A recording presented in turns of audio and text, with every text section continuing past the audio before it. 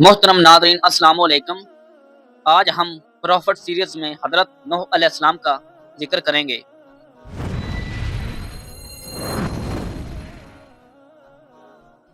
حضرت آدم علیہ السلام کے بعد مشہور انبیاء علیہ السلام میں سے ایک حضرت نوح علیہ السلام ہیں۔ آپ علیہ السلام کی ولادت حضرت آدم علیہ السلام کی وفات کے 126 سال بعد ہوئی۔ آپ علیہ السلام کو 1000 سال کی عمر ملی۔ اس میں سے 950 سال تک آپ علیہ السلام اپنی قوم کو نصیحت کرتے رہے۔ حضرت نوح علیہ السلام کا ذکر قرآن مجید میں اللہ تعالیٰ نے 43 مقامات پر فرمایا، اور قرآن مجید کی ایک سورت کا نام بھی آپ علیہ السلام کے نام پر ہے۔ اللہ تعالیٰ نے حضرت آدم علیہ السلام کی اولاد میں خوب برکت فرمائی اور اولاد آدم سے بہت سی بستیاں آباد ہو گئی، تو تمام لوگ سابقہ انبیاء علیہ السلام کی تعلیمات کے مطابق صرف اللہ تعالیٰ کی عبادت کرتے اور اس کے ساتھ کسی کو شریک نہیں ٹھہراتے۔ اولاد آدم کا اللہ تعالیٰ کی عبادت کرنا شیطان پر بہت گراں گزرتا، اور وہ اس سوچ میں تھا کہ کسی نہ کسی طرح اولاد آدم کو گمراہی میں مبتلا کر کے اللہ سبحانہ و تعالیٰ کی رحمت سے دور کیا جائے۔ شیطان کو یہ معلوم تھا کہ شرک بہت بڑا گناہ ہے جس پر اللہ بہت زیادہ ناراض ہوتے ہیں، اس لیے انسانوں کو شرک میں مبتلا کرنے کے بارے میں سوچنے لگا۔ آخرکار اس نے قوم نوح میں سے جو نیک لوگ فوت ہو چکے تھے، ان کے نام پر شرک کو رائج کر کے لوگوں کو سیدھی راہ سے ہٹا دیا۔ جب سے یہ دنیا قائم ہوئی، حضرت آدم علیہ السلام کی نسل بڑھتی اور پھیلتی گئی۔ انسان دو حصوں میں تقسیم ہو گیا، کسی نے نیکی کی راہ اختیار کی تو کسی نے بدی کا راستہ اپنایا۔ جس نے نیکی اختیار کی وہ صراط مستقیم پر رہا، جس نے بدی کا راستہ اختیار کیا وہ اللہ کے غضب میں آ گیا۔ صراط مستقیم پر چلنے والوں کی تعداد ہمیشہ کم رہی، گمراہ انسانوں کی تعداد زیادہ رہی۔ ان گمراہ لوگوں کو راہ راست پر لانے کے لیے اللہ کے نبی آتے رہے۔ حضرت آدم علیہ السلام کے زمانے کے بڑے عرصے بعد اللہ تعالیٰ نے حضرت نوح علیہ السلام کو بھیجا۔ آپ علیہ السلام پر 10 سیف نازل ہوئے۔ حضرت نوح علیہ السلام اللہ کے نبی تھے۔ آپ علیہ السلام کو آدم ثانی بھی کہتے ہیں۔ آپ علیہ السلام کے زمانے میں گمراہی پھیلی ہوئی تھی، صرف چند لوگ ہی نیک تھے، اکثریت گمراہ لوگوں کی تھی۔ آپ علیہ السلام نے اپنی قوم کو راہ راست پر لانے کے لیے تبلیغ شروع کی۔ وہ لوگ ہر قسم کی برائیوں میں مبتلا تھے، چوری، بے امانی، امانت میں خیانت کرنا، جھوٹ بولنا، شرمناک کام کرنا، ماں باپ کی خدمت نہ کرنا، کمزوروں کو حقیر سمجھنا، غریبوں کو دھتکارنا، جھگڑا کرنا، قتل کرنا، دوسرے کا مال دبا لینا۔ عمران اور سرداروں کا طبقہ غریبوں کو پریشان کرتا۔ اس کے علاوہ وہ لوگ بتوں کی پوجا کرتے تھے، بتوں کو خدا کا درجہ دے رکھا تھا۔ ان کا خیال تھا کہ اگر بت کی پوجا نہ کی جائے تو بت ناراض ہو جائیں گے۔ ان کے نزدیک جو بت کی پوجا نہیں کرتا وہ جاہل اور احمق ہے۔ انہوں نے 4 بت بنا رکھے تھے جن کے نام ود، سواہ، یغوث، نصر تھے۔ حضرت نوح علیہ السلام اپنی قوم کو دعوتی حق دیتے، اچھے کاموں کے کرنے کا حکم دیتے، برے کاموں سے روکتے۔ وہ کہتے کہ بتوں کی پوجا نہ کرو، صرف ایک اللہ کی عبادت کرو جو سارے جہاں کا پروردگار ہے۔ بعض و نصیحت کی غرض سے ایک روز آپ علیہ السلام نے ضیافت کا اہتمام کیا۔ ضیافت میں ہر حیثیت اور طبقہ کے لوگ شریک تھے۔ آنے والے مہمانوں میں غریب بھی تھے، امیر اور سردار بھی تھے۔ صاحب حیثیت اور سردار غریبوں کے ساتھ اٹھنا بیٹھنا پسند نہیں کرتے تھے، انہیں حقارت سے دیکھتے تھے، نفرت کرتے تھے۔ لیکن حضرت نوح علیہ السلام نے سب کو یکجا کر دیا۔ لوگوں نے ضیافت کے اہتمام کا سبب دریافت کیا تو آپ علیہ السلام نے فرمایا، بھائیو، ہماری قوم کے لوگوں میں بگاڑ پیدا ہو گیا ہے۔ سب سے بڑی خرابی یہ ہے کہ طاقتور طبقہ کمزوروں پر حاوی ہوتا جا رہا ہے۔ جو کمزور ہیں وہ بھی ہمارے ہی بھائی ہیں۔ تم غریبوں کے ساتھ اٹھنا بیٹھنا پسند نہیں کرتے، تم ان سے نفرت کرتے ہو۔ ان میں جو بھوکا ہوتا ہے تم کھانا نہیں کھلاتے، اگر کوئی پیاسا تم سے پانی مانگتا ہے تم پانی نہیں پلاتے، اگر کوئی بیمار ہو جاتا ہے تو ان کی عیادت نہیں کرتے، تم اپنے ماں باپ کی خدمت نہیں کرتے۔ دوسروں کا مال ناجائز طور پر کھاتے ہو، دوسروں کی ملکیت پر قبضہ کرتے ہو، یہ تمام شیطانی کام ہیں۔ اس کے علاوہ تم اپنے ہاتھوں سے بنائے ہوئے بتوں کی پوجا کرتے ہو، یہ بت تو تمہاری ہی طرح مخلوق ہیں اور یہ تو تم سے بھی کم تر ہیں۔ یہ کہاں کی عقل مندی ہے؟ میں تمہیں ایک بڑے عذاب کی خبر دینے آیا ہوں۔ مہمانوں میں سے ایک شخص نے کہا، عجیب شخص ہے، ہمیں کہنے چلا ہے کہ ہم اپنے معبودوں کو چھوڑ دیں، عبادت نہ کریں۔ حضرت نوح علیہ السلام بولے، میں یہ نہیں کہتا کہ عبادت چھوڑ دو، عبادت کرو صرف ہستی اس کی جس نے ساری دنیا پیدا کی، جو مارتا ہے اور جلاتا ہے۔ ایک نے کہا، نوح تو ایسا کہتے ہی رہتے ہیں، ہم اپنے معبودوں کے خلاف بات سننے کے لیے نہیں آئے، ہم تو وہ کرتے ہیں جو ہمارے باپ دادا کیا کرتے تھے۔ آخر میں لوگ مجلس سے اٹھ کر جانے لگے۔ ایک مرتبہ حضرت نوح علیہ السلام ایک راستہ سے گزر رہے تھے کہ ایک بوڑھا نظر آیا۔ وہ بہت لاغر تھا، چلنے کی تاب نہیں تھی۔ حضرت نوح علیہ السلام نے دریافت کیا کہ تم اس حال میں راستہ میں کیوں پڑے ہوئے ہو؟ کیا تمہارا کوئی گھر نہیں؟ بوڑھے نے جواب دیا کہ میرے 7 بیٹے ہیں، انہوں نے بڑھاپے کے سبب مجھے گھر سے نکال دیا، میرے پاس کھانے کے لیے بھی کچھ نہیں ہے۔ تو حضرت نوح علیہ السلام اپنے گھر لے گئے اور کہا، تم اس گھر میں رہو، میں تمہیں کھانا دیا کروں گا۔ آپ علیہ السلام نے دعا کی تو ایک اجنبی شخص گھر میں داخل ہوا۔ اس کے ہاتھ میں ایک خوان تھا، اس میں ہر قسم کے کھانے تھے۔ اس نے حضرت نوح علیہ السلام سے فرمایا کہ یہ کھانا میں آپ علیہ السلام کے مہمان کے لیے لایا ہوں، اسے کھلا دیں۔ اس نے کہا، اللہ کسی کو کبھی بھوکا نہیں کھلاتا۔ وہ بوڑھا حضرت نوح علیہ السلام پر امان لے آیا۔ ایک روز ہدایت کی غرض سے گھر سے نکلے اور ایک بلند و مقام پر کھڑے ہو گئے اور بولے، لوگوں میں نیکی کی طرف لا رہا ہوں، اللہ نے مجھے نبی بنا کر بھیجا ہے تاکہ میں تم لوگوں کو ہدایت کروں۔ میرا کہا مان لو، فائدے میں رہو گے۔ تم لوگ ماں باپ کی خدمت کیا کرو، انہیں گھر سے نہ نکالو، انہیں تکلیف مت دو، ضرورت مندوں کی ضرورت پوری کرو، یتیموں، بیواؤں اور محتاجوں کی مدد کرو، بیماروں کی عیادت کرو۔ ہر کمزور طاقتور کا محتاج ہوتا ہے۔ بات بات پر لوگوں کی جان نہ لو، یہ کام خدا کو پسند نہیں۔ اگر تم سب اللہ کے احکام پر عمل کرو تو وہ تمہارے لیے کثرت سے تم پر بارش بھیجے گا، مال اور اولاد میں ترقی دے گا، تمہارے لیے نہریں پائے گا۔ جب حضرت نوح علیہ السلام ہر ایک شخص کے پاس جا کر ہدایت کرتے، کبھی اجتماع سے بھی خطاب کرتے۔ ایک مرتبہ ایسا بھی ہوا کہ حضرت نوح علیہ السلام ایک راستہ سے گزر رہے تھے تو کچھ لوگوں نے آپ علیہ السلام کا راستہ روک دیا اور مارنے کے درپے ہو گئے۔ کچھ لوگوں نے پتھر بھی برسائے۔ ایک شخص آگے آیا، لوگوں سے کہا کہ تم اسے کیوں مارتے ہو؟ اس نے تمہارا کیا نقصان کیا ہے؟ تو لوگوں نے کہا، یہ ہمارے بتوں کے خلاف باتیں کرتا ہے جبکہ ہم عبادت کرتے ہیں۔ ایک اور شخص نے کہا، یہ کہتا ہے کہ میں نبی ہوں، اللہ نے مجھے نبی بنا کر بھیجا ہے، یہ تو ہم ہی جیسا انسان ہے، یہ کھاتا پیتا کام کرتا ہے، اس کے پاس دولت بھی نہیں۔ خدا کو اگر نبی بنانا ہوتا تو کسی سردار اور امیر آدمی کو نبی بناتا۔ حضرت نوح علیہ السلام نے جواب دیا، میرے رسول ہونے کا سب سے بڑا ثبوت یہ ہے کہ میں تمہارے ہی معاشرے کا فرد ہوں، اس کے باوجود میں تمہاری طرح بے جان بتوں کو نہیں پوجتا۔ دوسرا بڑا ثبوت یہ ہے کہ میں تم لوگوں کو نصیحت کرتا ہوں لیکن اس کا کوئی معاوضہ تم سے طلب نہیں کرتا، میرا اجر تو اللہ کی ذمہ ہے۔ میں تو یہ کہتا ہوں کہ کسی پر ظلم نہ کرو، میں تو تم سب کو نیکی اور بلائی کی طرف بلا رہا ہوں، میں تمہارا خیر خواہ ہوں۔ ان میں سے ایک نے کہا، نوح علیہ السلام بادشاہ یا سردار بننا چاہتا ہے تاکہ اس کی عزت ہو۔ حضرت نوح علیہ السلام نے فرمایا، تمہاری عقلوں کو کیا ہو گیا ہے کہ پتھروں کو پوج رہے ہو؟ اے قوم، اللہ کی عبادت کرو، وہی عبادت کا لائق ہے، اللہ کے سوا کوئی معبود نہیں۔ جب تم اللہ پر ایمان لاؤ گے تو تم برائی سے دور رہو گے۔ نہ میں بادشاہ بننا چاہتا ہوں نہ سردار، میں تو صرف نیکی کی طرف بلا رہا ہوں۔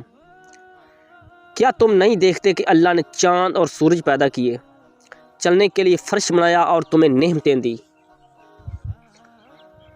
حضرت نوح علیہ السلام نے جب یہ باتیں کہیں تو لوگوں نے کانوں میں انگلیاں ٹھونس لی۔ ایک لفظ بھی سننے کے لیے تیار نہیں ہوئے۔ ایک موقع پر حضرت نوح علیہ السلام نے اپنی قوم سے فرمایا، اے نادانو، یہ کیوں نہیں سمجھتے؟ یہ دنیا تو ایک آزمائش کی جگہ ہے، تمہارے سامنے اچھائی اور برائی دونوں ہے۔ اے قوم، میں تم کو آنے والے دن سے ڈراتا ہوں، اس دن کوئی کسی کے کام نہیں آئے گا۔ دیکھو، جو غریب ہیں مجھ پر ایمان لائے ہیں، لیکن تمہیں دولت کا غرور ہے۔ اے قوم، غریبوں کے ساتھ حسن سلوک سے پیش آؤ، ننگے اور بھوکوں کا خیال رکھو۔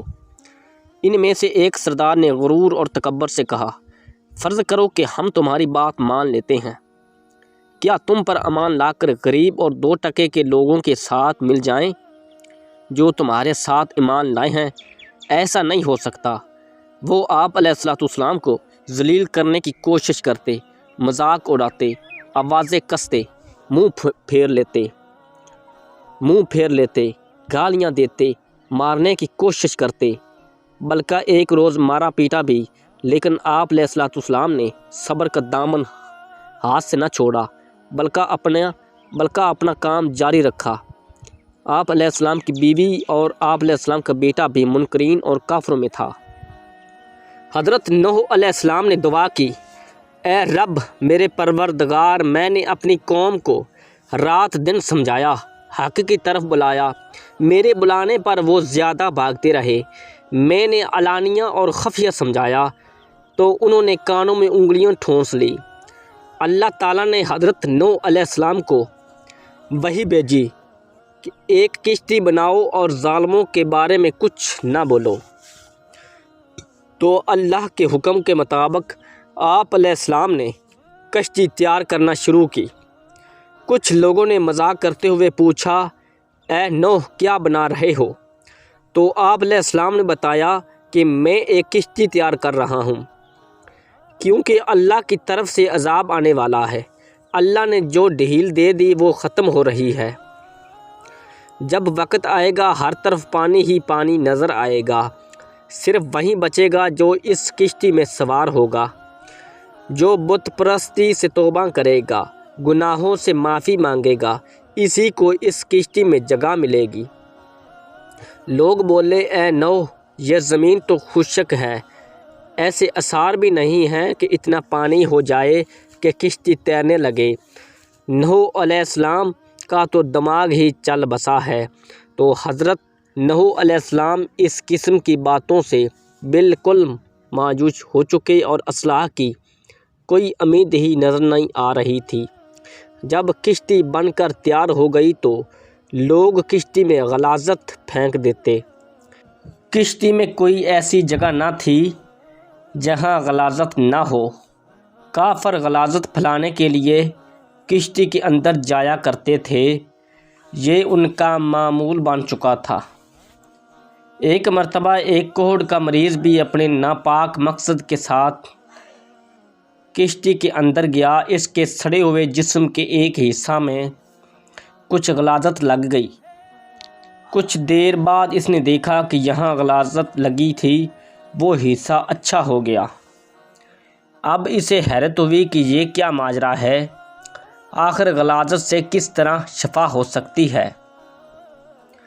پھر وہ کشتی کے اندر داخل ہوا اور غلاظت پوری طرح سارے جسم پر مل لیا تو دیکھا کہ وہ بالکل تندرست ہو گیا۔ یہ بات کوڑ کے مریضوں کے اندر پھیل گئی تو سب نے کشتی کے اندر داخل ہو کر غلاظت ملنا شروع کر دیا۔ اس طرح پوری کشتی پاک صاف ہو گئی۔ حضرت نوح علیہ السلام نے اللہ سے دعا کی، اے رب، لوگوں نے میرا کہنا نہ مانا، اسے شخصوں کی پیروی کی جن کے مال اور اولاد نے ان کو زیادہ ہی نقصان پہنچایا۔ ان کافروں میں سے زمین پر ایک باشندہ بھی مت چھوڑ۔ اگر آپ ان کو روئے زمین پر رہنے دیں گے، ان کی اولاد بھی کافر ہی ہوگی۔ آپ علیہ السلام کی دعا قبول ہوئی، اللہ کا عذاب آ چلا۔ اللہ کے حکم سے التنور کے مقام سے پانی ابلنا شروع ہوا اور بہت جلد روئے زمین پر پھیل گیا۔ نوح علیہ السلام اور ان کے گھر والے اللہ کا نام لے کر کشتی میں بیٹھ گئے۔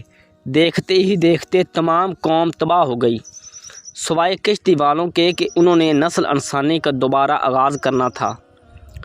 قرآن مجید میں ارشاد ہوتا ہے کہ نوح کو حکم ملا، ہماری آنکھوں کے سامنے ہماری وحی کے مطابق کشتی بنا، اور ان کے بارے میں مجھے کچھ نہ کہو جو ظالم ہیں، اور وہ کشتی بنانے لگا۔ بائبل میں اس کشتی کو آرک کہا گیا۔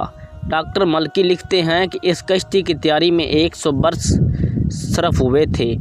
کشتی کا طول 300 ہاتھ اور عرض 50 ہاتھ اور اونچائی 30 ہاتھ، اور اگر ایک ہاتھ کی لمبائی 22 انچ مانی جائے تو یہ کشتی 547 فٹ لمبی، 91 فٹ چوڑی اور 47 فٹ اونچی تھی۔ علوی نادی لکھتا ہے کہ اس کی تعمیر پر 200 برس صرف ہوئے تھے۔ اس میں 3 منزلیں تھیں۔ اس میں نوح، ان کی بیوی، 3 بیٹیوں اور بیواؤں کے علاوہ مختلف اقسام کے پرندے اور حیوانات بھی جمع کیے گئے تھے۔ اس کے بعد طوفان شروع ہوا اور آن واحد میں تمام علاقے کو اپنی لپیٹ میں لے لیا، حتیٰ کہ پہاڑیاں بھی پانی میں چھپ گئی۔ یہ طوفان 40 دن تک برابر جاری رہا۔ کئی ماہ تک کشتی سمندر میں بہتی رہی اور آخر 7 ماہ بعد کوہ ارارات سے جا لگی۔ قرآن مجید میں کوہ جودی درج ہے۔ مفسرین کے مطابق شام میں جودی نام کا جزیرہ واقع ہے جہاں یہ پہاڑ موجود ہیں۔ اکثر علماء کرام نے کوہ جودی ہی کو ارارات کہا ہے۔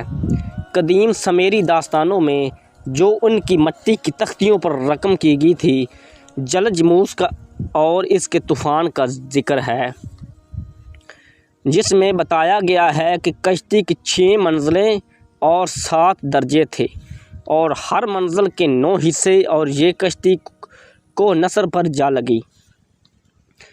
قصدی روایات میں ہے کہ حصہ دار جو اکیلا طوفان سے بچ گیا بیان کرتا ہے، یا دیوتا مجھے دکھائی دیا، اس نے مجھے خبر دی، بنی آدم کو اس کے گناہوں کے سبب تباہ برباد کرنے کی، سو تو اتنی لمبی کشتی بنا، اپنا اناج، اسباب، دولت اور باندیاں حیوانات بھی اس میں جمع کر لے، اس کا دروازہ میں خرم بند کر دوں گا۔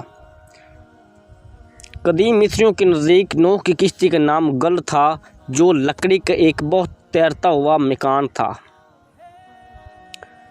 آریہ اور ہندی روایات میں دیو کلیان اور اس کے خاندان کے سوا تمام لوگ تباہ ہو گئے۔ ایک صندوق اس کی حفاظت کے لیے مہیا کیا گیا تھا، اور وہ جس وقت اس میں داخل ہو رہے تھے تو تمام جانور، چرندے پرندے بھاگتے ہوئے آئے اور اس میں داخل ہو گئے، اور جب طوفان تھم گیا تو کشتی پار ناسس کی چوٹی سے جا لگی۔ قدیم پاک و ہند میں ہنود روایات ملتی ہیں۔ مہابھارت میں طوفان کے ہیرو رشی منو کا ذکر ہے۔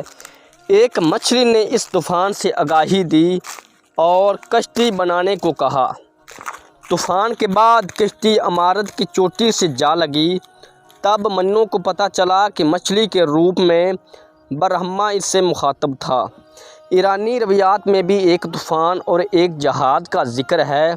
ہرمیس کو زیوس دیوتا نے خوفناک بارش کی اطلاع دی۔ تب زیوس نے اپنے ایک بوڑھے شخص کو شاہ بلوط کی لکڑی سے ایک جہاز تیار کرنے اور اس میں وافر مقدار میں اشیاء خوردنی جمع کرنے کا حکم دیا۔ جب اس مرد ضعیف نے اور اس کی بیوی پیرو نے جہاز میں داخل ہو کر دروازہ بند کر لیا تو زیوس نے طوفان برپا کر دیا۔ 40 رات می برسا، آخر کشی پر ناک کی چوٹیوں سے آن گئی۔ امریکی قبائل نیواں میں بھی بابلی شہری داستانوں سے ملتی جلتی داستانیں موجود ہیں۔ ان کے دیوتا تتلان نے نتا نامی ایک شخص کو صنوبر کا درخت کھوکھلا کر کے ایک کشتی بنانے کو کہا تاکہ نتا اپنی بیوی نینا سمیت آنے والے طوفان سے بچ سکیں۔ انہوں اپنے ساتھ مکی کا صرف ایک بھٹا لے جانے کی ہدایت کی گئی تھی۔ اوپر بیان شدہ روایات کے بڑے طوفان کا ذکر کرتی ہیں جس میں کوئی کشتی استعمال کی گئی تھی۔ یہ طوفان نوح ہی تھا اور یہ کشتی عرق تھی۔ اس کے آ کر رکنے کا محل وقوع ارارات زیادہ قرین قیاس ہے کیونکہ سلسلہ کوہ ارارات کی مشرق کی طرف واقع پہاڑوں سے صاف پانی چلتا ہے۔ کسی وقت یہ علاقہ پانی کے نیچے ڈوبا ہوا تھا۔ مشہور مورخ ابن خلدون کے خیال کے مطابق یہ طوفان عراق کے علاقوں میں آیا تھا اور اس کا پانی صرف عقب حلوان تک پہنچا تھا۔ آج بھی لوگ کوشش کر رہے ہیں کہ کس طرح سے کوہ ارارات پر چڑھ کر کشتی نوح کا پتہ چلایا جائے۔ سن 1829 میں جرمنی کے پروفیسر پٹ نے سب سے پہلے ارارات پر چڑھ کر دیکھا تو چوٹی کو گول چبوترے کی مانند پایا جو ٹھوس داغی برف سے دبا ہوا تھا۔ ایک ہوا باز کا کہنا ہے کہ اس برف کے نیچے بہت دور ایک سیاہ دھبا دکھائی دیا ہے اور شاید اس میں عرق ہے۔ مزید جب تمام کافر ہلاک ہو گئے تو طوفان رک گیا اور پانی اترنا شروع ہو گیا۔ کشتی جودی پہاڑ پر آ کر رک گئی اور کہا گیا اے زمین اپنا پانی نگل لے اور آسمان بارش رک جا، اور پانی گھٹ گیا اور کام تمام کر دیا گیا اور کشتی جودی پہاڑ پر ٹھہر گئی اور کہا گیا ظالم لوگوں پر لعنت ہو۔ اس کے بعد حضرت نوح علیہ السلام اور ان کے ساتھیوں نے ایک نئی زندگی کا آغاز کیا۔ ان کی نسل سے انسانیت دوبارہ آباد ہوئی، اس لیے انہیں آدم ثانی دوسرا نام بھی کہا جاتا ہے۔ روایات کے مطابق حضرت نوح علیہ السلام کی عمر تقریباً 950 سے 1050 سال کے درمیان تھی۔ ان کی وفات کے بعد ان کے بیٹے اور ساتھیوں نے ان کے مشن کو جاری رکھا۔ حضرت نوح علیہ السلام سے ہمیں یہ سبق ملتا ہے کہ انہوں نے 950 سال تک تبلیغ کی اور مسلسل رد کیے جانے کے باوجود ہمت نہیں ہاری۔ اللہ کی قدرت پر یقین۔ جب ظاہری طور پر کوئی حل نظر نہیں آ رہا تھا تب بھی وہ اللہ کے حکم پر ایمان رکھتے تھے۔ گناہ اور شرک سے بچنا۔ ان کی قوم کا ایک انجام ایک تیمبا ہے کہ جو اللہ کی نافرمانی کرتے ہیں وہ سزا پاتے ہیں۔ نیک اعمال کی اہمیت۔ حضرت نوح علیہ السلام کا بیٹا ان کا قریبی رشتہ دار ہونے کے باوجود نافرمانی کی وجہ سے ہلاک ہو گیا، جو بتاتا تھا کہ ایمان ذاتی عمل ہے، صرف رشتہ داری سے کچھ نہیں ہوتا۔